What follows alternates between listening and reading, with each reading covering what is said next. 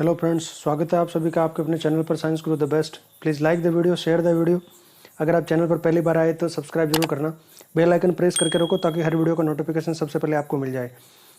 इस क्लास में हम बात करेंगे परमाणु, अणु, परमाणु की संरचना के बारे में, समस्थानिक और समभारों के बारे में और परमाणु के अंदर पाए जाने वाले मूल कणों के बारे में। बहुत इंपॉर्टेंट वीडियो होने वाला है। REET mains level 2 science, level 1 science के लिए, RPSC second grade, RPSC first grade, general science के लिए, आरआरबी, एनटीपीसी जनरल साइंस के लिए, और वीडियो एलडीसी उन तमाम एग्ज़ाम्स के लिए जिनमें जनरल साइंस में ये टॉपिक है। परमाणु, अणु, पदार्थ की संरचना, परमाणु की संरचना, समस्थानिक, संभारिक, इस तरह से इंपॉर्टेंट टॉपिक होने वाला है। बेसिक वीडियो है और बहुत ही अच्छे से हर एक कंसेप्ट को डिटेल में समझाने की कोशिश करूँगा। बने रहिए वीडियो के लास्ट तक, स्किप नहीं करना है।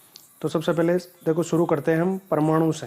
परमाणु और अणु ये पदार्थ के सबसे बेसिक कण होते हैं, सबसे सूक्ष्मतम कणों में से एक आते हैं, मूल कण माने जाते हैं। तो परमाणु किसे कहते हैं, अणु किसे कहते हैं, इन दोनों में क्या फ़र्क है, डिफरेंस क्या है, उनकी सबकी बात करेंगे। सबसे पहले हम शुरू करते हैं परमाणु से। देखो, परमाणु का मतलब क्या है? परम अणु, जैसा नाम से स्पष्ट हो रहा है। परमाणु यानी परम अणु, परम यानी एक्सट्रीम, लास्ट, यानी किसी पदार्थ को जब हम डिवाइड करते जाए तो वो सूक्ष्मतम कण जिसको और आगे डिवाइड करना, विभाजित करना संभव नहीं हो, उसको हम परमाणु कहते हैं। और परिभाषा की बात करें साइंटिफिक लेवल पर, तो किसी पदार्थ, चाहे वो तत्व है या वो यौगिक है, किसी भी रूप में है वो पदार्थ, उस पदार्थ या किसी पदार्थ या तत्व के सूक्ष्मतम कण को जो स्वतंत्र अवस्था में नहीं रह सकता है परंतु सभी प्रकार की रासायनिक अभिक्रियाओं में भाग लेता है, अर्थात इनका रासायनिक अस्तित्व होता है, उन्हें हम परमाणु कहते हैं। यानी किसी पदार्थ का, चाहे वो सब्सटेंस तत्व है या वो यौगिक है, उसका सूक्ष्मतम कण है और जो स्वतंत्र अवस्था में नहीं रह सकता। देखो, यहाँ पर ये प्रश्न बनता है कि पदार्थ का वह सूक्ष्मतम कण जो स्वतंत्र अवस्था में नहीं रह सकता, तो वह हो जाएगा परमाणु। अगर ये प्रश्न ऐसा आ जाए कि पदार्थ का सूक्ष्मतम कण, तो भी परमाणु। अगर प्रश्न ये आ जाए कि पदार्थ का वह सूक्ष्मतम कण जो स्वतंत्र अवस्था में नहीं रह सकता, तो वह भी, उसका भी उत्तर हो जाएगा परमाणु। लेकिन अगर प्रश्न ऐसा है कि पदार्थ का वह सूक्ष्मतम कण जो स्वतंत्र अवस्था में रह सकता है, तो फिर उसका उत्तर हो जाएगा अणु, क्योंकि स्वतंत्र अवस्था में रह सकने में समर्थ कौन है? अणु। परमाणु स्वतंत्र अवस्था में नहीं रह सकते। अच्छा, अगला प्रश्न ये भी इस तरह से बन सकता है कि पदार्थ का वह सूक्ष्मतम कण जो सभी प्रकार की रासायनिक अभिक्रियाओं में भाग लेता है, अर्थात परमाणु। अगर अणु भी है तो रासायनिक अभिक्रिया जब होती है तो अणु पहले परमाणु में विभक्त होता है, और रासायनिक अभिक्रियाओं में कौन भाग लेते हैं? परमाणु भाग लेते हैं। किसी भी तत्व के या यौगिक के परमाणु रासायनिक अभिक्रिया में भाग लेते हैं, अणु नहीं भाग लेते। अणु का वियोजन होता है, विघटन होता है, टूटता है परमाणु में, और फिर परमाणु रासायनिक अभिक्रियाओं में भाग लेते हैं, अर्थात जिनका रासायनिक अस्तित्व संभव है लेकिन भौतिक अस्तित्व संभव नहीं है। Physically they do not exist but chemically they exist, they take part in chemical reactions. वो केमिकल रिएक्शंस में भाग लेते हैं, रासायनिक अभिक्रियाओं में भाग लेते हैं। इन रासायनिक अभिक्रियाओं में परमाणु आपस में संयोग करके नए परमाणु बनाते हैं, मतलब नए सिरे से व्यवस्थित होकर नया पदार्थ बनाते हैं। ठीक है, परमाणु का न तो नष्ट, रासायनिक अभिक्रिया में न तो परमाणु जो पहले से उपस्थित है उनका विघटन होता है, यानी वो नष्ट होते हैं, और नए नए तरह के परमाणु बनते हैं। केवल परमाणु के बीच में पाए जाने वाले बंध टूटते हैं और नए सिरे से नए तरीके से बंध बनते हैं नए परमाणुओं के साथ में। इस तरह से रासायनिक अभिक्रिया होती है। तो परमाणु हो गया सूक्ष्मतम कण है, ठीक है, स्वतंत्र अवस्था में नहीं रह सकता, रासायनिक अभिक्रियाओं में भाग लेता है, यानी रासायनिक अस्तित्व इनका संभव है। तो ये हो गया परमाणु, एटम जिसको हम कहते हैं।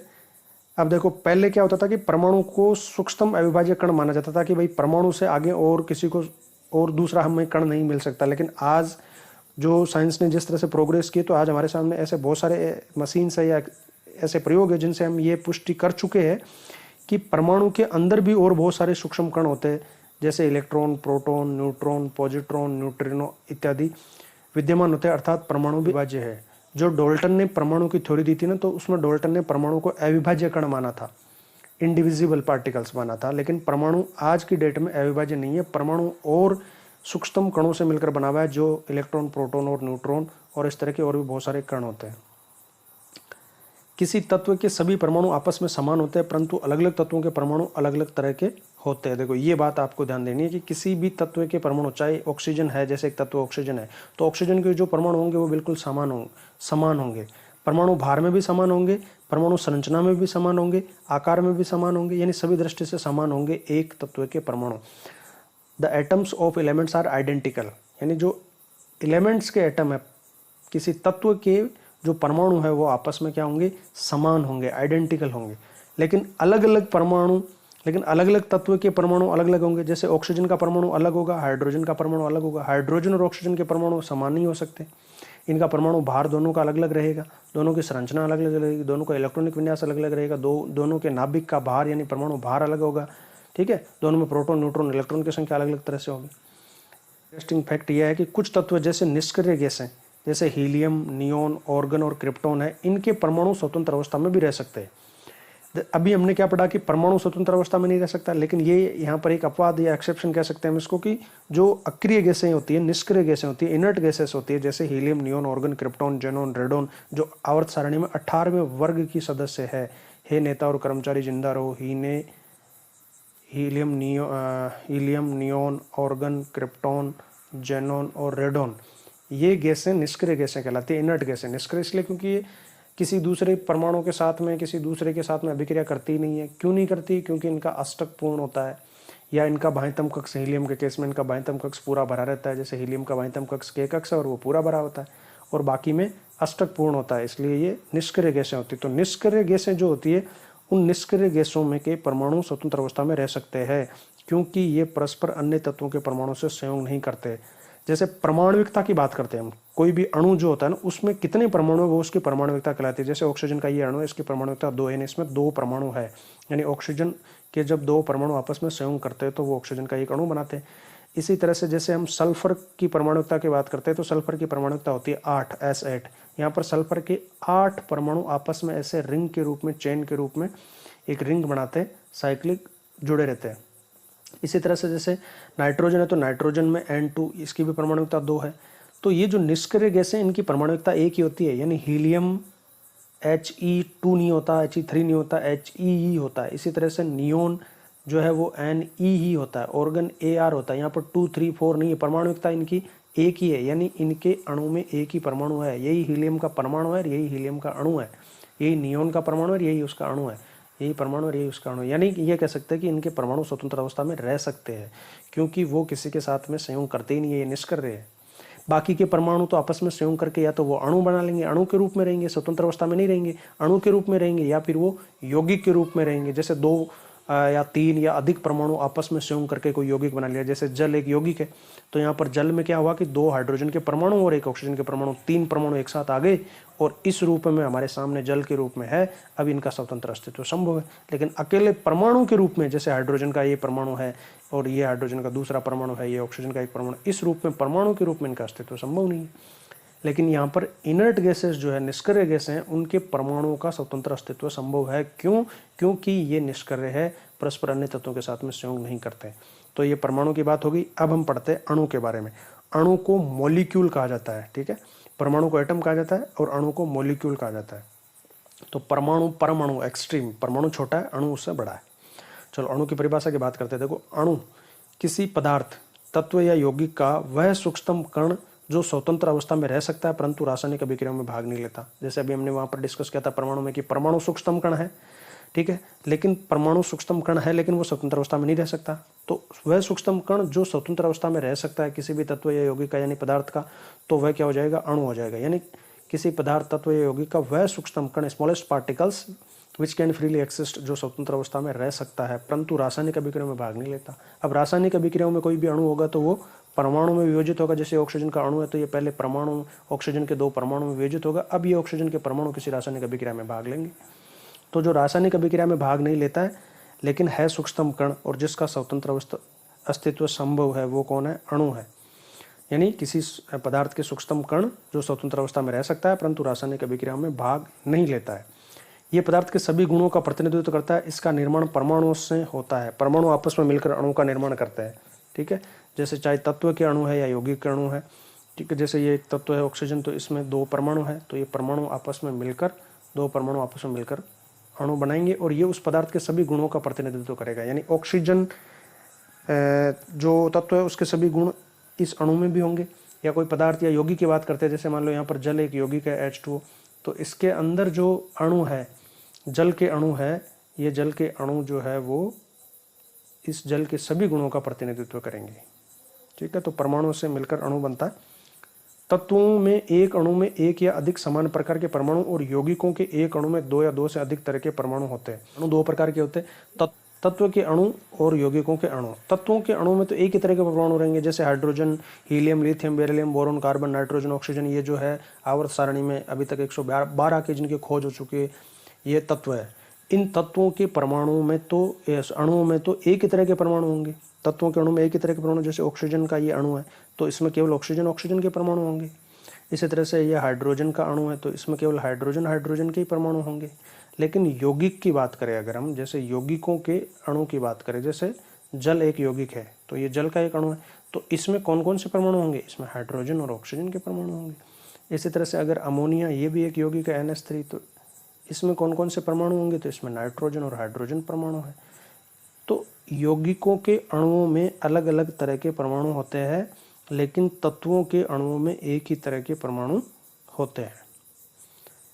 चलो आगे बढ़ते हैं, परमाणु संरचना की बात करते हैं। परमाणु की संरचना कैसे होती है? अभी हमने पढ़ा कि परमाणु सूक्ष्मतम कण है और ये स्वतंत्र अवस्था में नहीं रह सकता, तो अब इसकी संरचना कैसे होती है?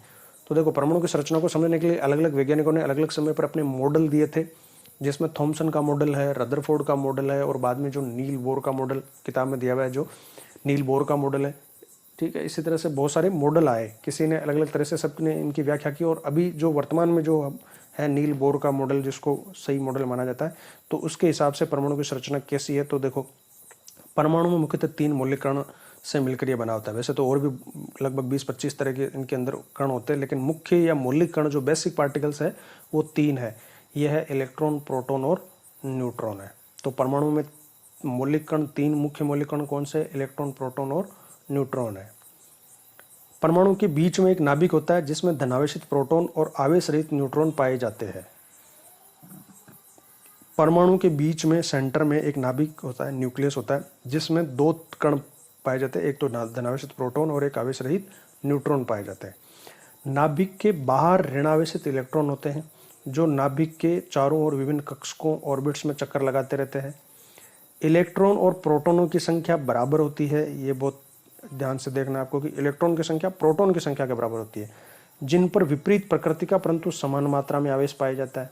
विपरीत प्रकृति का और समान मात्रा में आवेश पाया जाता है किन पर? प्रोटॉन और इलेक्ट्रॉन। इलेक्ट्रॉन और प्रोटॉन पर आवेश बराबर है, लेकिन विपरीत प्रकृति का। इलेक्ट्रॉन पर माइनस नेगेटिव और प्रोटॉन पर प्लस पॉजिटिव चार्ज पाया जाता है। फलतः संपूर्ण परमाणु विद्युत उदासीन होता है। अब देखो, परमाणु संरचना की यहाँ पर बात हो रही है, तो परमाणु संरचना को हम समझते हैं। देखो, किसी भी परमाणु की संरचना में उस परमाणु में 3 मूल कण पाए जाते हैं। परमाणु के बीच का, जैसे ही मान लो ये एक परमाणु है, इस परमाणु के बीच में यहाँ पर सेंटर में, केंद्र में एक पाया जाता है जिसको हम कहते हैं केंद्रक या नाभिक।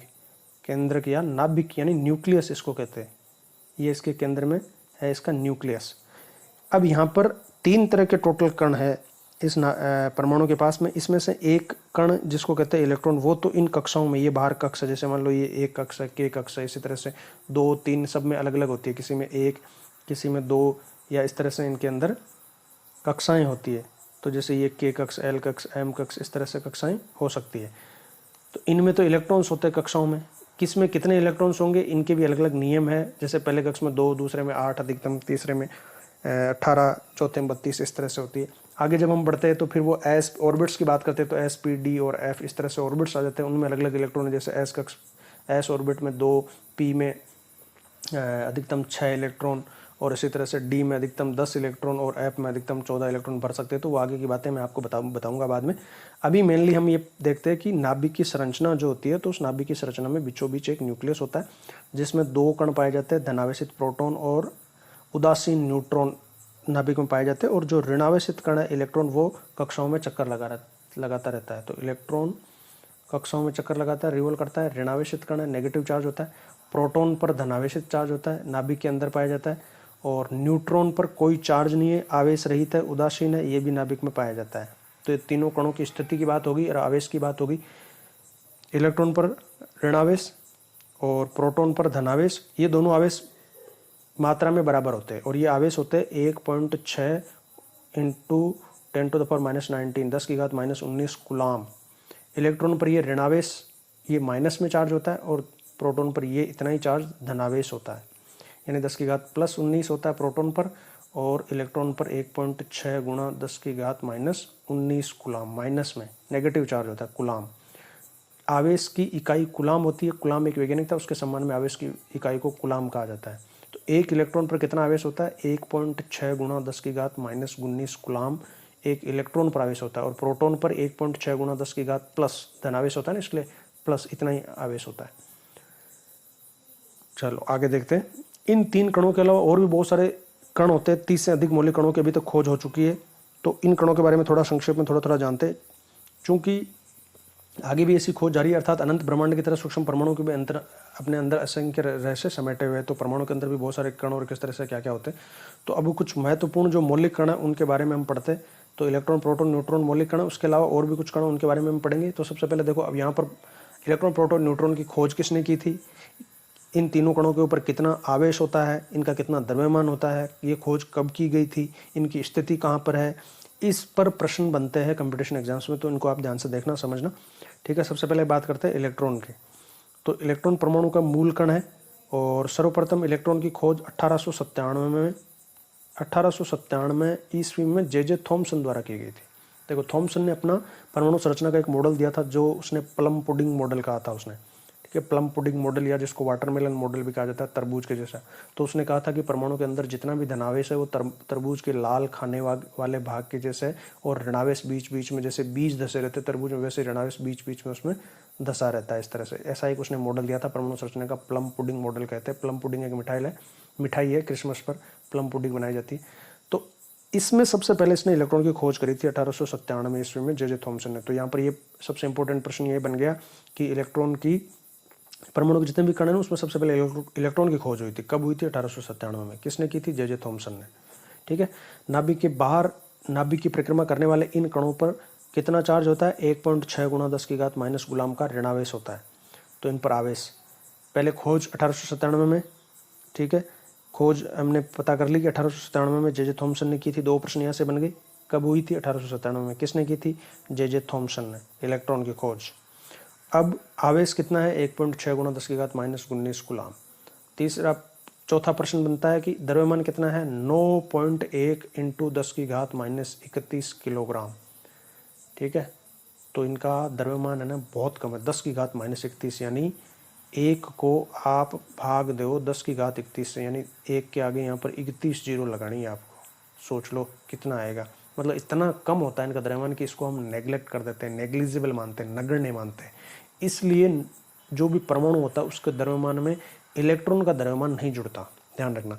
परमाणु के द्रव्यमान में इलेक्ट्रॉन का द्रव्यमान का योगदान नहीं होता। परमाणु के द्रव्यमान में केवल प्रोटॉन और न्यूट्रॉन जो नाभिक में रहते हैं उन्हीं के द्रव्यमान का योगदान होता है। इसीलिए किसी परमाणु का द्रव्यमान उसके नाभिक का द्रव्यमान ही होता है, क्योंकि इलेक्ट्रॉन बाहर रहते हैं, इनका कोई द्रव्यमान ही नहीं है, नहीं के बराबर है। तो परमाणु का द्रव्यमान यानी इसके नाभिक का द्रव्यमान ही माना जाता है। तो यहाँ पर 4 प्रश्न आ गए। 1897 में खोज इलेक्ट्रॉन की, 1897 में किसने? जे थॉमसन ने। तीसरा प्रश्न, आवेश कितना है? 1.6 गुणा 10 की घात -19 कूलाम। चौथा प्रश्न, द्रव्यमान कितना है? 9.1 गुणा 10 की घात -31 किलोग्राम। ये एक स्थायी मूल कण है, इसका विभिन्न रासायनिक अभिक्रियाओं में सर्वाधिक महत्व होता है। देखो ये अच्छा प्रश्न है। रासायनिक अभिक्रियाओं में कौन से कणों का सर्वाधिक महत्व होता है? रासायनिक अभिक्रियाओं में एक्चुअली इलेक्ट्रॉन ही पार्टिसिपेट करते हैं, इलेक्ट्रॉन रासायनिक अभिक्रियाओं में भाग लेते हैं। तो पदार्थ के रासायनिक गुणों को निश्चित करने वाला कण कौन हो गया? इलेक्ट्रॉन। इलेक्ट्रॉन पदार्थ के रासायनिक गुणों को निश्चित करेगा। इलेक्ट्रॉन संयोजी इलेक्ट्रॉन की संख्या, संयोजी कक्ष में कितने इलेक्ट्रॉन है, उसी हिसाब से ये डिपेंड करेगा कि ये कितना, मतलब किस तरह से रासायनिक अभिक्रिया करेगा। और पदार्थ के जो भौतिक गुण होते हैं, भौतिक गुण मतलब कि पदार्थ का भार, पदार्थ का द्रव्यमान या उसका घनत्व है, ये सारी चीज़ें जो है ना वो प्रोटॉन और न्यूट्रॉन डिसाइड करते हैं नाभिक में जो होते हैं।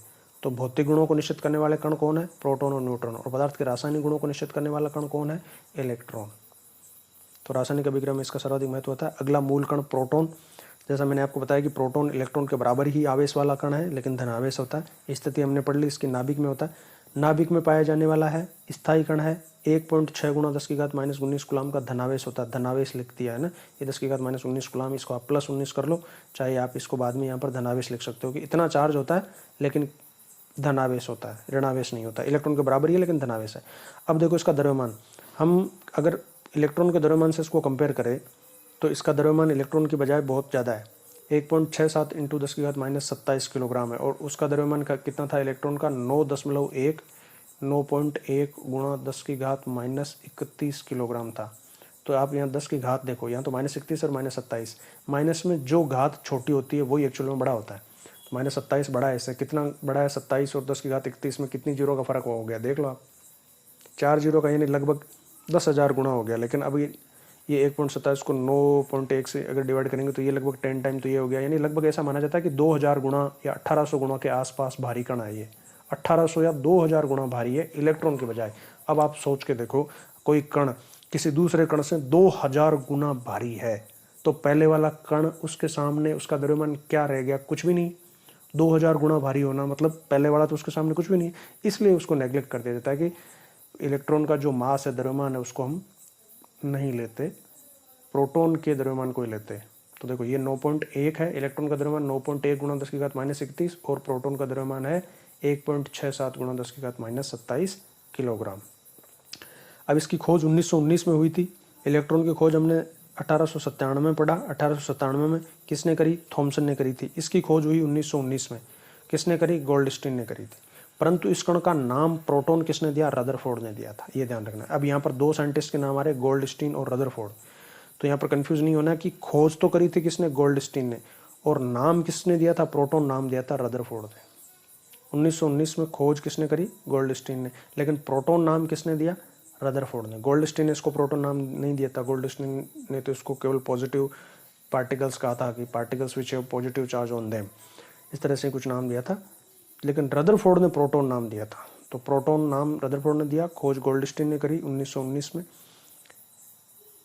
तीसरा मुख्य कण जो कण है वो है न्यूट्रॉन। तो देखो न्यूट्रॉन मतलब neutral, neutral which do not have any charge on it, which is neutral, जो न्यूट्रल है, जिस पर कोई चार्ज नहीं है, कोई आवेश नहीं है। न्यूट्रॉन मतलब न्यूट्रल, जिस पर कोई चार्ज नहीं है, जो न्यूट्रल है। न्यूट्रल है यानी जो उदासीन है, तो इसके ऊपर कोई चार्ज नहीं होता। ये उदासीन प्रकृति का कण होता है, ना तो धनावेश है ना ही ऋणावेश है, कोई चार्ज नहीं है, ना धनावेश है ना ऋणावेश है, उदासीन है, न्यूट्रल है। न्यूट्रॉन न्यूट्रल है। ये परमाणु के नाभिक में मिलने वाला एक आवेश रहित मूल कण है। इसका द्रव्यमान प्रोटॉन के द्रव्यमान के बराबर ही होता है। देखो अब इन दोनों का द्रव्यमान बराबर ही होता है, प्रोटॉन का और न्यूट्रॉन का, और दोनों का द्रव्यमान कितना होता है? 1.67 गुणा 10 की घात -27 किलोग्राम। तो वह कण जिसका द्रव्यमान प्रोटॉन के द्रव्यमान के बराबर है कौन हो जाएगा? न्यूट्रॉन। इसकी खोज 1932 में जेम्स चैडविक ने की थी। ठीक है, सबसे बाद में डिस्कवर हुआ था ये 1932 में जेम्स चैडविक ने। सबसे पहले 1897 में कौन? इलेक्ट्रॉन। किसने किया? J Thomson. उसके बाद में 1919 में प्रोटॉन की खोज हुई, किसने करी खोज? गोल्डस्टीन ने। नाम किसने दिया? रदरफोर्ड ने। फिर 1932 में खोज हुई किसकी? न्यूट्रॉन की। खोज किसने करी? जेम्स चैडविक ने। तो ये तीनों की खोज 1897, 1919, 1932 किसने करी? इलेक्ट्रॉन की खोज थॉमसन ने, जे थॉमसन ने, और प्रोटॉन की खोज किसने करी? गोल्डस्टीन ने, और न्यूट्रॉन की खोज किसने करी? जेम्स चैडविक ने। प्रोटॉन को प्रोटॉन नाम दिया था रदरफोर्ड ने। द्रव्यमान दोनों का बराबर होता है, किस किस का? दो कण कौन से कण जिनका द्रव्यमान बराबर है? प्रोटॉन और न्यूट्रॉन। कितना है? 1.67 गुणा 10 की घात -27 किलो। आवेश दोनों का बराबर है, लेकिन विपरीत है, किस किस का? प्रोटॉन और इलेक्ट्रॉन का। दोनों का आवेश बराबर है, प्रोटॉन पर पॉजिटिव है, इलेक्ट्रॉन पर नेगेटिव आवेश है। आवेश दोनों का बराबर है, कितना है? 1.6 गुणा 10 की घात -19, 1.6 गुणा 10 की घात -19 गुलाम। ये है, इसके पास प्रोटॉन के पास धनावेश है और इलेक्ट्रॉन के पास में ऋणावेश है। द्रव्यमान दोनों का बराबर है, किस किस का? प्रोटॉन और न्यूट्रॉन का। चलो आगे बढ़ते हैं। इलेक्ट्रॉन प्रोटॉन के विपरीत एक अस्थायी कण होता है, यानी न्यूट्रॉन, जो जिसका अर्धायु 17 मिनट होती है। आवेश रहित होने के कारण इसका उपयोग नाभिक के विखंडन में किया जाता है। इलेक्ट्रॉन और प्रोटॉन के विपरीत ये एक अस्थायी है। न्यूट्रॉन एक अस्थायी कण होता है, इसका अर्धायु 17 मिनट ही होती है। आवेश रहित होने के कारण इसका उपयोग नाभिक के विखंडन अभिक्रिया में न्यूक्लियर फिजन में किया जाता है। न्यूट्रॉन की बमबारी करवा के न्यूक्लियर फिजन करवाया जाता है, विखंडन करवाया जाता है। न्यूट्रॉनों की बमबारी की जाती है, आवेश रहित है, अस्थायी है। चलो अब कुछ और दूसरे कण जो है उनके बारे में थोड़ी थोड़ी बात कर लेते हैं। इनके बारे में भी कई बार प्रश्न पूछे जाते हैं, जैसे पॉजिट्रॉन। खोज 1932 में एंडरसन ने की थी और अस्थायी है, धनावेशित मूल कण है। देखो पॉजिट्रॉन जैसा नाम से पता चल रहा है, पॉजिट्रॉन यानी पॉजिटिव, धनावेशित है, मूल कण है। इसका द्रव्यमान और आवेश की मात्रा इलेक्ट्रॉन के बराबर होती है। देखो आवेश और द्रव्यमान, हालांकि आवेश तो बराबर प्रोटॉन का भी है इलेक्ट्रॉन के, लेकिन द्रव्यमान प्रोटॉन से 2000 गुना भारी है लगभग, किसका? प्रोटॉन का। लेकिन पॉजिट्रॉन की दोनों ही इलेक्ट्रॉन के बराबर है, यानी आवेश भी इलेक्ट्रॉन के बराबर है और द्रव्यमान भी इलेक्ट्रॉन के बराबर है, लेकिन आवेश इलेक्ट्रॉन पर नेगेटिव और इस पर कैसा है पॉजिट्रॉन यानी पॉजिटिव आवेश है, तो इलेक्ट्रॉन का विपरीत कण हो गया एक तरीके से, इसीलिए इसको एंटी इलेक्ट्रॉन कण कहते हैं। और दूसरी बात यह कि इसका चक्रण भी इलेक्ट्रॉन के विपरीत होता है, एंटी स्पिन होता है इसका, anti spin to the electron, electron के चक्रण से विपरीत चक्रण होता है इसका, किसका, पॉजिट्रॉन का। तो देखो इंपॉर्टेंट क्वेश्चन यहाँ पर क्या बन गया कि वह कौन सा कण है जिसे एंटी इलेक्ट्रॉन कण कहा जाता है। एंटी इलेक्ट्रॉन कण किसको कहा जाता है, पॉजिट्रॉन को कहा जाता है।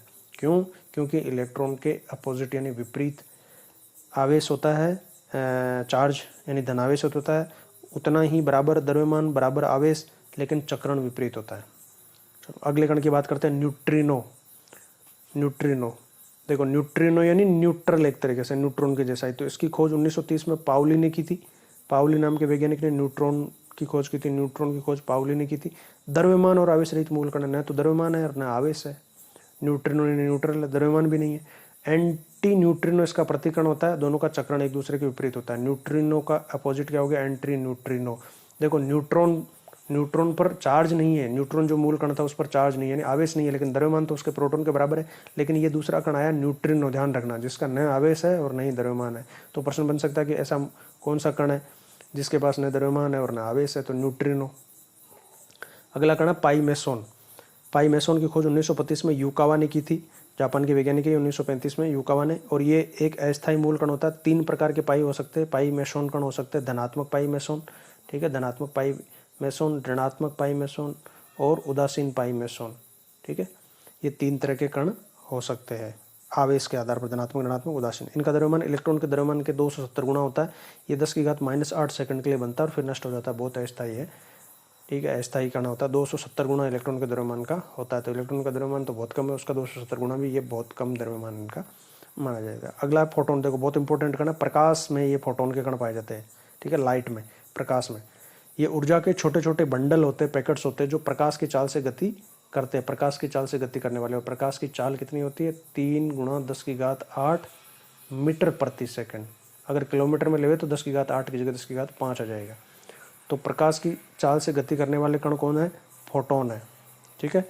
और प्रकाश की चाल से गति, इनका विराम द्रव्यमान कुछ नहीं होता, शून्य होता है। विराम अवस्था में जब गति कर रहे हैं तब द्रव्यमान है, लेकिन विराम अवस्था में, रेस्ट में, इनका द्रव्यमान शून्य है। सभी प्रकार की विद्युत चुंबकीय तरंगों का निर्माण फोटोन की गति करने से होता है। जितनी भी इलेक्ट्रोमैग्नेटिक वेव्स होती है, विद्युत चुंबकीय किरणें, जिनसे संचार संभव होता है, रेडियो में, टीवी में, इन सब में, तो उनमें फोटोन के गति करने से ही उन तरंगों का निर्माण होता है। ये परमाणु के भाग नहीं है, परमाणु के मूल भाग नहीं है, परंतु विभिन्न नाभिकीय क्रियाओं यथा नाभिकीय विघटन और विखंडन के समय निकलते हैं। परमाणु के मूल भाग नहीं है, लेकिन परमाणु का जो नाभिक है उसकी जो अभिक्रियाएं हैं, संलयन है या विखंडन है, उनमें जब ये अभिक्रियाएं होती है, रासायनिक अभिक्रियाएं होती है, तब ये कण निकलते हैं, फोटोन। तो फोटोन क्या है, प्रकाश के ऊर्जा के छोटे छोटे बंडल है जो प्रकाश की चाल से गति करते हैं। अब बात करते हैं परमाणु की संरचना में एक मुख्य परमाणु का भाग जिसको हम कहते हैं केंद्रक या नाभिक, न्यूक्लियस।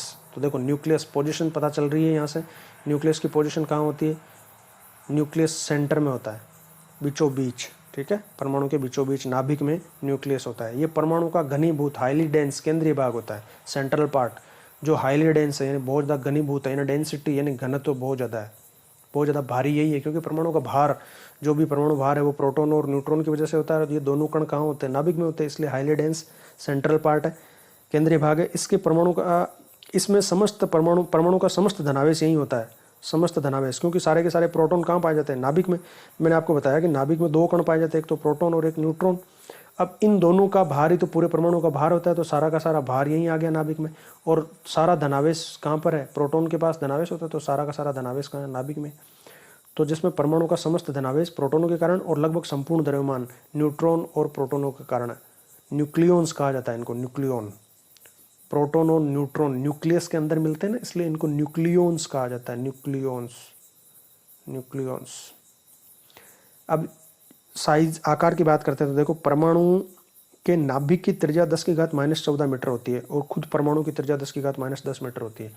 तो इससे लगभग आप देख लो कितनी घात कम है, 4 घात कम है। 4 घात कम का मतलब कितना हो गया, 10,000 गुना, 10,000 गुना कम होती है। यानी परमाणु की त्रिज्या तो होती है 10⁻10 मीटर और परमाणु के नाभिक की त्रिज्या होती है 10⁻14 मीटर, बहुत छोटी, बहुत ज़्यादा छोटी। इसका घनत्व होता है 10⁻17 किलोग्राम प्रति घन मीटर, त्रिज्या की बात कर ली हमने, परमाणु की त्रिज्या 10 की घात -10 मीटर, नाभिक की त्रिज्या 10 की घात -14 मीटर। इन पर प्रश्न बन सकता है, अच्छे से याद रखना इन डेटा को। नाभिक का घनत्व क्या है? 10 की घात 17 किलोग्राम प्रति घन मीटर। घनत्व 10 की घात 17 किलोग्राम प्रति घन मीटर। देखो किलोग्राम प्रति घन मीटर, यहाँ से आपको घनत्व के बारे में पता चल जाता है। घनत्व क्या होता है? डेंसिटी इसको बोलते हैं। घनत्व होता है मास पर वॉल्यूम, यानी द्रव्यमान बटा आयतन। प्रति इकाई आयतन में द्रव्यमान कितना है वही उसका घनत्व हो जाता है। यानी कौन कितना गाढ़ा बसा हुआ है, यानी कम जगह में ज़्यादा भार आ रहा है कि कम भार आ रहा है, उस हिसाब से। थोड़ी सी जगह में अगर ज़्यादा भार आ गया, द्रव्यमान आ गया, तो उसका घनत्व ज़्यादा हो जाता है। तो घनत्व ये होता है द्रव्यमान बटा आयतन। तो द्रव्यमान की इकाई ऊपर आ जाएगी किलोग्राम, और आयतन की इकाई नीचे आ जाती घन मीटर। आयतन की इकाई मीटर क्यूब होती है, इसको घन मीटर कहते हैं हिंदी में। मीटर क्यूब को ही घन मीटर कहते हैं। तो 10 की घात 17 किलोग्राम घन मीटर इसका घनत्व होता है, जो परमाणु के शेष भाग के घनत्व का 10 की घात 12 गुना अधिक होता है। क्योंकि शेष भाग में क्या है? इलेक्ट्रॉन है, उसका तो कोई द्रव्यमान ही नहीं है, बहुत नेग्लिजिबल है, नगण्य है, तो इसलिए इसका घनत्व इतना अधिक होता है, 10 की घात 17। अब देखो, नाभिक की खोज रदरफोर्ड ने की थी, जिसके कारण उन्हें नाभिकीय भौतिकी का जनक कहा जाता है। इसके लिए उन्हें 1908 ईस्वी में भौतिकी का नोबेल पुरस्कार भी दिया गया था। नाभिक की खोज रदरफोर्ड ने की थी। रदरफोर्ड जब अपना एक्सपेरिमेंट कर रहा था, स्वर्ण पत्र वाला गोल्ड फॉइल एक्सपेरिमेंट कर रहा था, तो उसने स्वर्ण की पतली पन्नी ली, स्वर्ण की, और उस गोल्ड फॉइल पर हीलियम के नाभिक की बमबारी करवाई। अल्फा पार्टिकल्स जिनको कहते हैं, ये अल्फा पार्टिकल्स होते हैं 2He4। इन कणों की जब बौछार करवाई, तो वो हीलियम के कण जो बिल्कुल नाभिक से जाके टकराया था ना, वो बिल्कुल एकदम वापस 180 डिग्री पर घूम के वापस आया था, उसमें कोई विचलन नहीं हुआ था। ठीक है, तब ये वो रदरफोर्ड इतना ज़्यादा चौंक गया था कि ये कैसे हो सकता है। इस नाभिक के बजाय ये गोल्ड फॉइल जो है ना, ये बहुत ही पतली बारीक पन्नी ली थी उसने। तो उसने ये कहा था कि जैसे मान लो कि बंदूक से या तोप से निकला हुआ कोई गोला कागज़ की पतली सी परत से टकरा जाए या कागज़ से टकरा जाए और वापस आए और तोप चलाने वाले को घायल कर दे। इस तरह की घटना, इतनी अमेजिंग घटना है इन दोनों को द्रव्यमान के हिसाब से। तो तब सबसे पहले रदरफोर्ड ने नाभिक की खोज करी थी। उसने कहा था कि परमाणु के नाभिक में परमाणु के केंद्रक में एक ऐसी जगह नाभिक है जिसमें पूरा धनावेश उसी में केंद्रित है और परमाणु का पूरा भार उसी में केंद्रित है। तो केंद्रीय भाग नाभिक की खोज, न्यूक्लियस की खोज किसने करी थी? रदरफोर्ड ने करी थी, और इसके लिए रदरफोर्ड को 1908 में फिजिक्स का नोबेल पुरस्कार दिया गया था। अब बात करते हैं नाभिक के बलों की, यानी नाभिक में कौन कौन से बल होते हैं, नाभिक किस तरह से स्थायी रहता है। नाभिक के बलों की, न्यूक्लियर फोर्स की बात करते हैं। देखो, नाभिक के अंदर होता क्या है? नाभिक के अंदर प्रोटॉन और न्यूट्रॉन, दो कण है। अब यहाँ पर एक फोर्स या एक बल तो ये हो सकता है कि जब जैसे मान लो हाइड्रोजन के पास में एक प्रोटॉन है, बाकी सब में तो जिसका जितना परमाणु क्रमांक है उतना प्रोटॉन होता है। परमाणु क्रमांक बराबर प्रोटॉनों की संख्या। किसी परमाणु का क्रमांक 1 से लेके 118 तक जितने भी है अभी तक तत्व, उनका सबका एक स्पेसिफिक यूनिक परमाणु क्रमांक है। तो हाइड्रोजन का 1 है, हीलियम का 2, लिथियम का 3, इसी तरह से सोडियम का 11, मैग्नीशियम का 12 है ना, सबका अलग अलग है। तो परमाणु क्रमांक का मतलब है कि उसमें उसके नाभिक में प्रोटॉनों की संख्या कितनी है। परमाणु क्रमांक बराबर प्रोटॉनों की संख्या। अब प्रोटॉन की संख्या, यानी जिसके नाभिक में एक से ज़्यादा प्रोटॉन होंगे तो प्रोटॉन में के बीच में तो प्रतिकर्षण बल होगा, क्योंकि दोनों के में धनावेश है, तो समान आवेश है, तो प्रतिकर्षण होगा। तो एक तो ये बल हो गया प्रतिकर्षण बल प्रोटॉन में। तो इस प्रतिकर्षण बल के बावजूद भी इतने सारे प्रोटॉन है, जैसे मान लो जिसमें परमाणु संख्या 50 है, 60 है, 70, 80 तक है, 82 तक वाला ज़्यादा स्थायी होते हैं। तो 80 प्रोटॉन एक साथ है और फिर भी वो मतलब इतना प्रतिकर्षण है, 80 प्रोटॉनों के बीच में एक दूसरे में प्रतिकर्षण है, फिर भी वो दूर दूर क्यों नहीं जा रही है, अस्थायी क्यों नहीं हो जाता, नाभिक स्थायी क्यों रहता है। तो यहाँ पर इसके लिए जिम्मेदार है कि नाभिक के बीच में प्रतिकर्षण, नाभिक में जो प्रोटॉन है उन प्रोटॉन के बीच में प्रतिकर्षण बल है, लेकिन इस प्रतिकर्षण बल से भी अधिक ज़्यादा भारी बल एक और बल है जो इनको बांध के रखा हुआ है, इनको जाने नहीं दे रहा, बिखरने नहीं दे रहा, प्रोटॉन को प्रतिकर्षित नहीं होने दे रहा। तो वो बल है नाभिकीय बल। नाभिक में नाभिक के कणों को, प्रोटॉन और न्यूट्रॉन को बांध के रखने वाला बल होता है नाभिकीय बल। ये बहुत ही स्ट्रॉन्ग फोर्स है, बहुत ज़्यादा मजबूत बलों की श्रेणी में आता है, स्ट्रॉन्ग फोर्स है। तो नाभिकीय बल के बारे में पढ़ते देखो, नाभिक में उपस्थित कणों को बांधे रखने और नाभिक को स्थायित्व प्रदान करने वाला बल नाभिकीय बल कहलाता है। नाभिक में उपस्थित कण, नाभिक में कौन कौन से कण है? प्रोटॉन और न्यूट्रॉन। तो प्रोटॉन और न्यूट्रॉन को बांध के रखने वाला और नाभिक को स्थायित्व प्रदान करने वाला बल नाभिकीय बल कहलाता है। प्रोटॉन के बीच में पाए जाने वाला बल, प्रोटॉन और न्यूट्रॉन के बीच में पाए जाने वाला बल, और न्यूट्रॉन के बीच में पाए जाने वाला बल कौन सा है? नाभिकीय बल है, न्यूक्लियर फोर्स है। यानी बल प्रोटॉन के बीच में, प्रोटॉन न्यूट्रॉन के बीच में और न्यूट्रॉन के बीच में काम करता है। प्रोटोनों की मध्य समान प्रकृति का धनात्मक आवेश होने के कारण प्रतिकर्षण बल कार्य करता है। फिर भी सभी प्रोटॉन नाभिक से दृढ़तापूर्वक जुड़े रहते हैं, क्योंकि नाभिक के मूल कणों को बांधे रखने के लिए प्रयुक्त नाभिक बल का मान प्रोटोनों के मध्य कार्यकारी प्रतिकर्षण बल से बहुत अधिक होता है। प्रोटॉन प्रोटॉन के बीच में जो प्रतिकर्षण बल है उस बल से बहुत अधिक बल है कौन सा? नाभिकीय बल।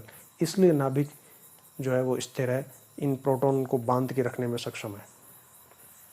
नाभिकीय बल केवल अत्यल्प दूरी 3 फर्मी में ही प्रभावी होता है, लगभग 3 फर्मी के आसपास में ही प्रभावी होता है। फर्मी, एक फर्मी जो होती है ना, वो एक फर्मी का मान होता है, एक फर्मी का मान होता है 10⁻⁻15 मीटर। 10⁻⁻15 मीटर तो बहुत छोटी दूरी होती है। नाभिक में तो वैसे भी इतना छोटा है तो बहुत छोटी छोटी दूरी होती है एक फर्मी। तो ये बल बहुत अधिक है, यानी इसके जो मैग्नीट्यूड है, अमाउंट है, बहुत ज़्यादा स्ट्रॉन्गेस्ट फोर्स में से एक है, लेकिन रेंज बहुत कम है। ठीक है, इसलिए इसका इतना ज़्यादा हम इसको इतना महसूस नहीं कर पाते। गुरुत्वाकर्षण बल, पृथ्वी का गुरुत्वाकर्षण बल सबसे कमज़ोर बलों में से एक है। जो 4 बेसिक फोर्सेस जो होते हैं, मूल बल जो है, उसमें से एक बल है गुरुत्वाकर्षण बल। लेकिन गुरुत्वाकर्षण बल की रेंज जो है वो अनंत है ब्रह्मांड में सब जगह, लेकिन वो बल स्ट्रॉन्ग नहीं है, वीक फोर्स में से आता है, वो कमज़ोर बल में से एक आता है। तो नाभिकीय बल जो है वो दूरी कम है इसकी। और अब ये इसकी प्रकृति की बात करें तो ये अगुरुत्वीय है, गुरुत्वीय नहीं है। ठीक है, ग्रेविटेशनल फोर्स नहीं है, अवैद्युत है, यानी कोई यहाँ पर विद्युत आकर्षण बल या उस तरह का नहीं है। और आकर्षी प्रकृति होती है, यानी अवैद्युत है लेकिन आकर्षी है। तो अवैद्युत, आकर्षी और अगुरुत्वीय बल होता है नाभिकीय बल, न्यूक्लियर फोर्स। अब नाभिक का स्थायित्व है। किसी नाभिक का स्थायित्व कैसे है, यानी नाभिक कैसे स्थिर या स्थायी है। किसी नाभिक का स्थायित्व नाभिक में उपस्थित प्रोटॉन और न्यूट्रॉन के अनुपात पर निर्भर करता है। नाभिक स्थायी होगा कि अस्थायी होगा, ये डिपेंड करेगा कि उस नाभिक के अंदर न्यूट्रॉन और प्रोटॉन की संख्या का अनुपात क्या है। जिन परमाणुओं के नाभिक में न्यूट्रॉन और प्रोटॉनों की संख्या समान अर्थात 1:1 का अनुपात है, वो सबसे अधिक स्थायी होते हैं, वो सर्वाधिक स्थायी होते हैं। सर्वाधिक स्थायी नाभिक कौन होते हैं? जिनमें प्रोटॉनों की संख्या और न्यूट्रॉनों की संख्या का अनुपात 1:1 है, यानी जिनमें प्रोटॉन और न्यूट्रॉनों की संख्या बराबर होती है। तो 82 तक लगभग बराबरी होती है प्रोटॉन न्यूट्रॉन, तो 82 तक वाले ज़्यादा स्थायी होते हैं।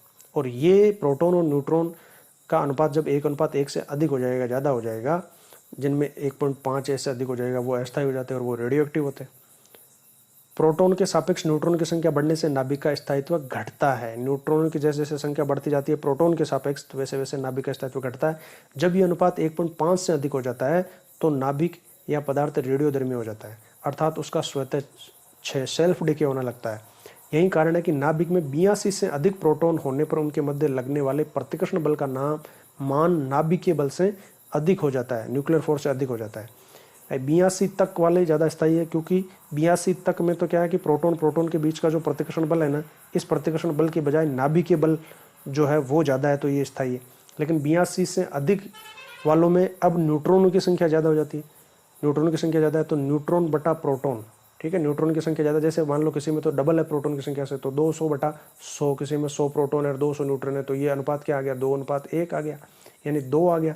1.5 से अधिक होते ही रेडियोधर्मी होने लगता है। तो ऐसे तत्व क्या होते हैं? रेडियोधर्मी होते हैं। तो 82 से अधिक प्रोटॉन वाले, यानी जिनका परमाणु क्रमांक 82 से अधिक है ना, वो ज़्यादातर क्या है, उनमें प्रोटॉन के बीच का प्रतिकर्षण बल अधिक है, नाभिकीय बल जो न्यूक्लियर फोर्स है वो कम है, इसलिए वो अस्थायी होते हैं, रेडियोधर्मी होने लगते हैं।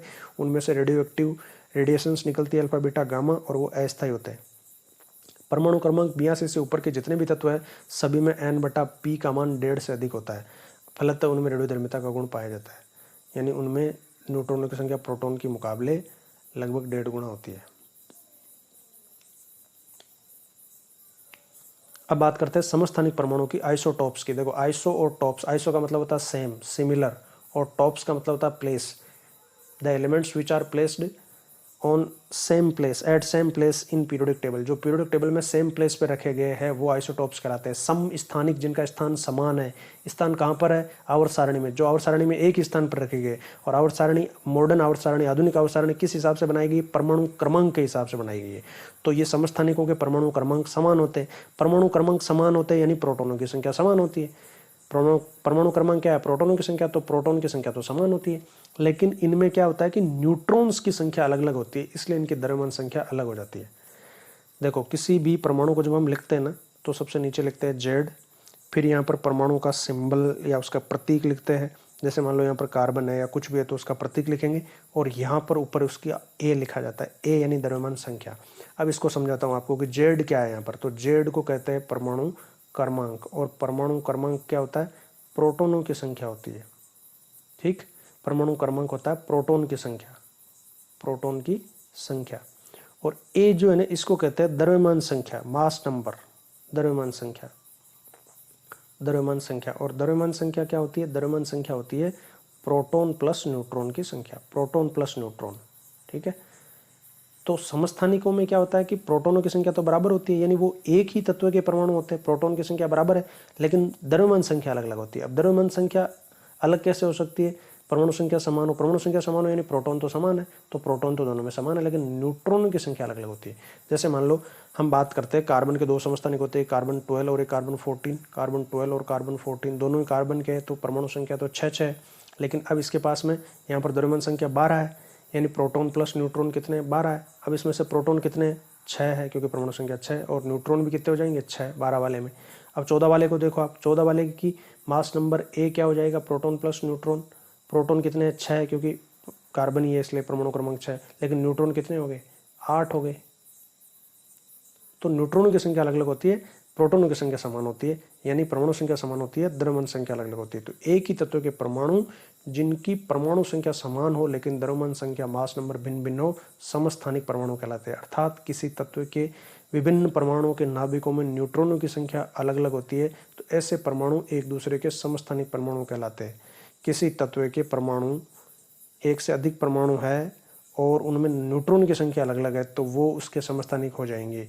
जैसे उदाहरण की बात करते हैं हाइड्रोजन, जिसका परमाणु संख्या 1 है, परमाणु क्रमांक 1 है, इसके 3 समस्थानिक होते हैं, 3 समस्थानिक होते हैं। पहला है प्रोटियम, दूसरा है ड्यूटेरियम और तीसरा है ट्राइटियम। इनमें तीनों हाइड्रोजन के ही है ना, तो तीनों की परमाणु संख्या तो सेम है। इसको लिखते हैं 1H1, ड्यूटेरियम को लिखते हैं 1H2 और ट्राइटियम को लिखते हैं 1H3। देखो आप, तीनों की जेड परमाणु संख्या क्या है, 1 1 1 बराबर है, यानी तीनों के पास एक एक प्रोटॉन है। अब ऊपर जो लिखा है द्रव्यमान संख्या को देखो आप, इसके पास द्रव्यमान संख्या 1 है और द्रव्यमान संख्या होती है प्रोटॉन प्लस न्यूट्रॉन। तो इसके पास में प्रोटॉन तो 1 है और न्यूट्रॉन कितना है, 0 है, तभी तो इसकी द्रव्यमान संख्या 1 है, तो 0 न्यूट्रॉन। अब देखो बहुत अच्छा प्रश्न बनता है कि वह कौन सा तत्व है जिसमें न्यूट्रॉन नहीं पाया जाता, जिसके नाभिक में न्यूट्रॉन अनुपस्थित होता है। कौन हो गया, हाइड्रोजन का प्रोटियम। तत्व का नाम हाइड्रोजन, समस्थानिक का नाम पूछे तो प्रोटियम। न्यूट्रॉन 0 है। अब यहाँ पर देखो, इसमें इसकी परमाणु संख्या, ड्यूटेरियम की परमाणु संख्या तो 1 ही है, लेकिन द्रव्यमान संख्या कितनी है, 2 है। द्रव्यमान संख्या यानी प्रोटॉन प्लस न्यूट्रॉन, तो यहाँ पर प्रोटॉन कितना है, 1 है, तो प्रोटॉन तो 1 है, लेकिन न्यूट्रॉन कितना है, न्यूट्रॉन भी 1 है, इसीलिए तो 1 + 1 2 हुई, द्रव्यमान संख्या 2 हुई यहाँ पर। ठीक है, अब इसमें देखो ट्राइटियम में, ट्राइटियम की द्रव्यमान संख्या 3 है और परमाणु क्रमांक 1 है, यानी प्रोटॉन की संख्या 1 है, तो प्रोटॉन कितना हो जाएगा, प्रोटॉन तो 1 और न्यूट्रॉन 2, 1 + 2 तभी तो 3 है इसकी द्रव्यमान संख्या। तो अब देखो इन तीनों में फर्क क्या है, तीनों में प्रोटॉनों की संख्या तो बराबर है। देखो प्रोटॉन की संख्या आप देखो 1 1 और 1 है, लेकिन न्यूट्रॉन की संख्या इसमें 0, इसमें 1 और 1, इसमें 2। तो न्यूट्रॉन की संख्या अलग अलग हो, प्रोटॉन की संख्या समान हो, ऐसे परमाणु क्या कहलाते हैं, समस्थानिक कहलाते हैं। यानी एक ही तत्व के अलग अलग परमाणु जिसमें न्यूट्रॉन की संख्या अलग अलग होती है वो समस्थानिक कहलाते हैं, समस्थानिक कहलाते हैं, आइसोटॉप्स कहलाते हैं। अब देखो यहाँ पर प्रोटियम के नाभिक में 1 प्रोटॉन और न्यूट्रॉन 0, ड्यूटेरियम के नाभिक में 1 प्रोटॉन और 1 न्यूट्रॉन, ट्राइटियम के नाभिक में 1 प्रोटॉन और 2 न्यूट्रॉन। ड्यूटेरियम ऑक्साइड D2O, देखो H2O बनता है ना, H2O जल होता है, H2O जल।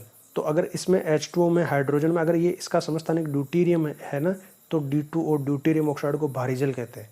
ये भारी जल होता है, ड्यूटेरियम ऑक्साइड भारी जल। और भारी जल का उपयोग मंदक के रूप में किया जाता है नाभिकीय संयंत्रों में, जो परमाणु भट्टियाँ होती है ना, वहाँ पर संलयन और ये जो अभिक्रियाएं होती है नाभिक में, जहाँ परमाणु ऊर्जा उत्पन्न की जाती है, तो वहाँ पर मंदक के रूप में भारी जल का उपयोग किया जाता है। D2O is heavy water. ठीक है, और ट्राइटियम देखो, ट्राइटियम में अब आप न्यूट्रॉन और प्रोटॉन वाला अनुपात निकालो ट्राइटियम में, तो ट्राइटियम में न्यूट्रॉन की संख्या 2, प्रोटॉन की संख्या 1, तो अनुपात कितना आ गया, 2:1, यानी 1.5 से ज़्यादा हो गया तो ये रेडियोधर्मी हो जाएगा, ये रेडियोधर्मी हो जाएगा। ठीक है, और ये रेडियो एक्टिविटी में काम में आएगा। प्रोटियम के नाभिक में सिर्फ एक प्रोटॉन, ड्यूटेरियम के नाभिक में एक प्रोटॉन एक न्यूट्रॉन और ट्राइटियम के नाभिक में 2 न्यूट्रॉन एक प्रोटॉन होता है। मैं आपको समझा दिया। ट्राइटियम के नाभिक में न्यूट्रॉन प्रोटॉन का अनुपात 2:1 होता है, इसलिए रेडियोधर्मिता भी प्रदर्शित करता है। समस्थानिकों के रासायनिक गुण तो समान होते हैं परंतु भौतिक गुण भिन्न होते हैं। ये इंपॉर्टेंट चीज, समस्थानिकों के रासायनिक गुण समान होंगे। रासायनिक गुण मैंने आपको बताया किसकी वजह से होते हैं, इलेक्ट्रॉन्स की वजह से होते हैं, और इलेक्ट्रॉन की संख्या होती है प्रोटॉन की संख्या के बराबर। जितने प्रोटॉन उतने इलेक्ट्रॉन। तो ये समस्थानिक जो है वो एक ही तत्व के तो होते हैं, एक ही तत्व के तो परमाणु है, तो उस तत्व के परमाणु क्रमांक तो बराबर ही रहेगा, यानी उसमें प्रोटॉन की संख्या तो समान ही रहेगी। जैसे हमने हाइड्रोजन के तीनों में देखा, प्रोटियम ड्यूटेरियम ट्रिटियम ट्राइटियम तीनों में प्रोटॉन की संख्या कितनी है, एक एक है, तो तीनों में इलेक्ट्रॉन भी एक ही है।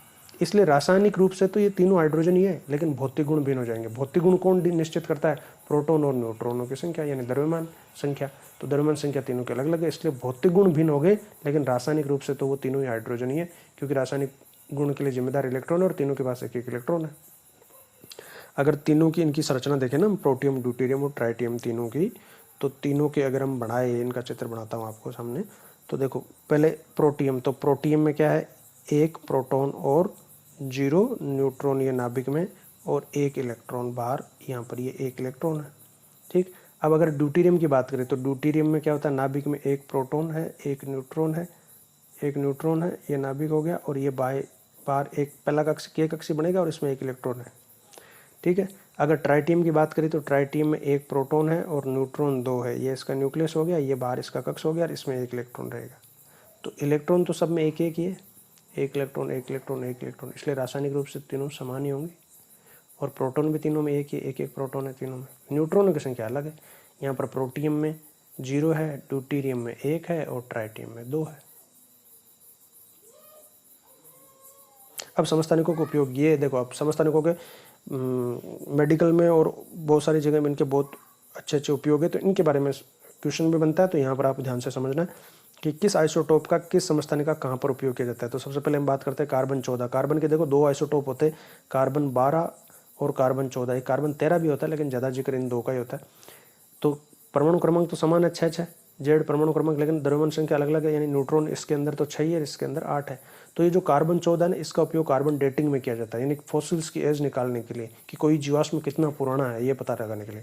किसी पुराने कार्बनिक पदार्थ की आयु जानने हेतु कार्बन के समस्थानिक कार्बन 14 का उपयोग किया जाता है। और एक और चीज़ ध्यान रखना, कार्बन 14 की अर्ध आयु कितनी होती है, 5570 वर्ष होती है, ये भी ध्यान रखना। इस पर भी प्रश्न बनता है, 5570 वर्ष में इसकी मात्रा आधी रह जाएगी। अगला है कि कैंसर के उपचार में कोबाल्ट 60 का प्रयोग किया जाता है। कोबाल्ट 27 नंबर पे होता है। तो कोबाल्ट के जो आइसोटोप है, कोबाल्ट के 53, 54, 55, 56 अलग अलग आइसोटोप्स होते हैं। इसके 25 के आसपास आइसोटोप होते हैं, लेकिन सबसे स्थायी कोबाल्ट 60 है और इसका उपयोग कैंसर के उपचार में किया जाता है। Cancer cobalt, cobalt 60। परमाणु भट्टी एटॉमिक रिएक्टर में यूरेनियम के 235 का उपयोग किया जाता है। यूरेनियम के आइसोटोप्स होते हैं 233, 234, ठीक है, 238 भी होता है। तो यूरेनियम 235 जो है ना, इसका प्रयोग परमाणु भट्टी में किया जाता है ऊर्जा उत्पादन के लिए, विद्युत ऊर्जा उत्पादन के लिए। यूरेनियम के कौन से नाभिक का, कौन से समस्थानिक का उपयोग किया जाता है, यूरेनियम 235। यूरेनियम 92 पे है, 92U235, 235। घेंगा रोग, जिसको गलगंड रोग या गोइटर भी कहते हैं, उसके उपचार में आयोडीन 131 का उपयोग किया जाता है। ठीक है, आयोडीन के कौन से समस्थानिक का उपयोग गलगंड के उपचार के लिए किया जाता है, 131 का याद रखना है। आयोडीन का समस्थानिक 131, इसका उपयोग घेंगा रोग गलगंड रोग के उपचार के लिए किया जाता है।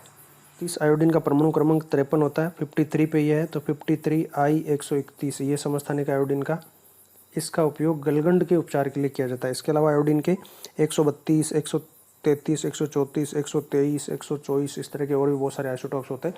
तो आयोडीन 131 का उपयोग, आयोडीन, क्योंकि देखो गलगंड रोग जो होता है ना, वो होता है गले में जो गलगंड या थायराइड ग्रंथि होती है, थायराइड ग्रंथि फूल कर सूज कर लटक जाती है। तो थायराइड ग्रंथि में थायरोक्सिन हार्मोन के कम बनने की वजह से ये गलगंड नाम की बीमारी होती है। थायरोक्सिन हार्मोन स्रावित करता है, ये कार्बोहाइड्रेट, प्रोटीन और वसा के उपापचय को निश्चित करता है।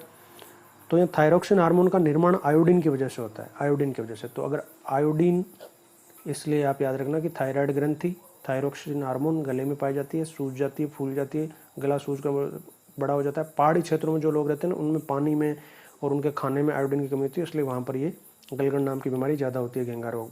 तो आयोडीन के 131, आयोडीन I131 का उपयोग घेंगा रोग के उपचार के लिए किया जाता है।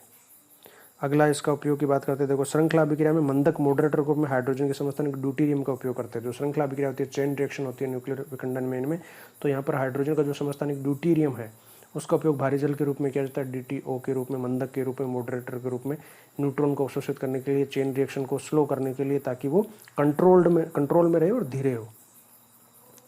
इसी तरह से शरीर में ट्यूमर का पता लगाने के लिए आर्सेनिक के समस्थानिक AS74 का प्रयोग किया जाता है। आर्सेनिक जो है, आर्सेनिक का एटॉमिक नंबर 33 है, 33 पे आर्सेनिक होता है।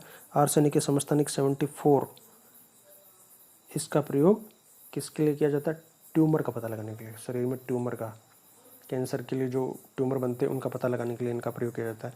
इस तरह से और भी बहुत सारे हैं, जैसे सोडियम के आइसोटोप्स का प्रयोग रक्त प्रसंचरण में इलाज के लिए किया जाता है, और भी है जिनका उपयोग किया जाता है। तो इस तरह से इन समस्थानिकों के मेडिसिन्स में, चिकित्सा में बहुत सारे उपयोग होते हैं। अब बात करते हैं हम, ये तो हो गए समस्थानिक समभारी।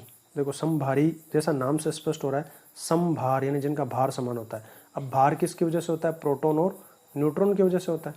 तो जिनके प्रोटॉन और न्यूट्रॉन की संख्या बराबर है ना, वो समभारी हो जाएंगे।